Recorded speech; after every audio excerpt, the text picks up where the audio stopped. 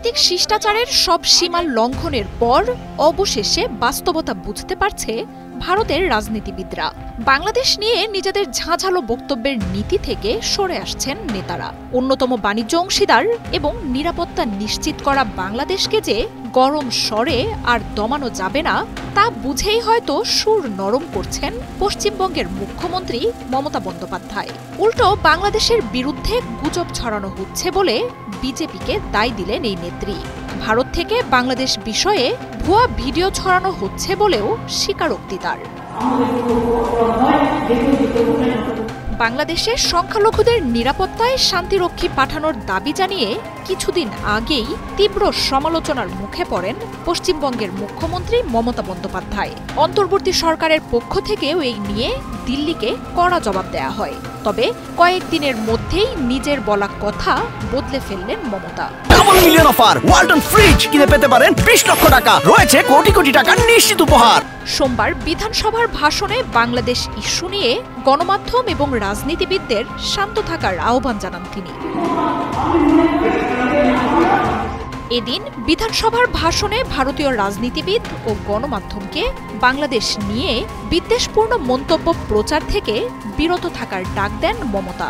তৃণমূল নেত্রী বলেন, বাংলাদেশে সংখ্যালঘু নির্যাতন নিয়ে তিনি উদ্বিগ্ন, তবে হিন্দু, মুসলিম, শিখ বা খ্রিস্টানরা কোনো দাঙ্গা ছড়ায় না। মমতা বলেন, যে কোনো জায়গাতেই সমাজ বিরোধীদের হাত ধরে এসব দাঙ্গা ও সহিংসতা শুরু হয়। নিজ দলের বিধায়কদের উস্কানিমূলক বক্তব্য না দেওয়ারও নির্দেশ দেন তৃণমূল নেত্রী। বাংলাদেশ পরিস্থিতি নিয়ে যে ভারতে অনেক ভুয়া ভিডিও প্রচার করা হচ্ছে তাও স্বীকার করেন মমতা। তাই গণমাধ্যমগুলোকে তথ্য প্রচারে আরও দায়িত্বশীল ও সতর্ক হওয়ার আহ্বান জানান তিনি। বাংলাদেশ ইস্যুকে যে ক্ষমতাসীন বিজেপির সরকার রাজনীতির অস্ত্র হিসেবে ব্যবহার করছে সেটাও প্রকাশ পেয়েছে মমতার বক্তব্যে। সুনির্দিষ্টভাবে মোদির দলের নাম না বললেও তিনি জানান, একটি দল আগুন লাগানোর চেষ্টা করছে, তারা ভুয়া ভিডিও ছড়াচ্ছে।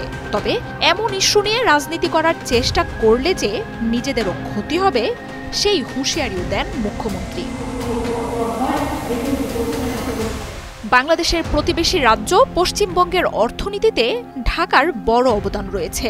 বাংলাদেশিরা না যাওয়ায় রাজ্যটির অর্থনীতিতে স্থবিরতা নেমে এসেছে।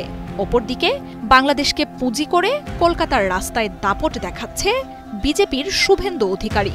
নির্বাচনের আগে বাংলাদেশ ইস্যুকে সম্বল করে হিন্দু ভোট একাট্টা ও মাঠ দখলের রাজনীতিতে চাপে পড়েছেন মমতা বন্দ্যোপাধ্যায়। এর সাথে ব্যবসায়ীদের মন্দা তো রয়েছে। বাংলাদেশ পরিস্থিতিকে সামনে রেখে রাজ্য বিজেপি হিন্দুত্বের রাজনীতিতে শান দেওয়ার যে চেষ্টা করছে সেই কৌশলকে ভোঁতা করে দিতেই সব মিলিয়ে পিছু হটতে শুরু করেছেন তৃণমূলের এই নেত্রী। মার্জিয়া উপমা, ৭১।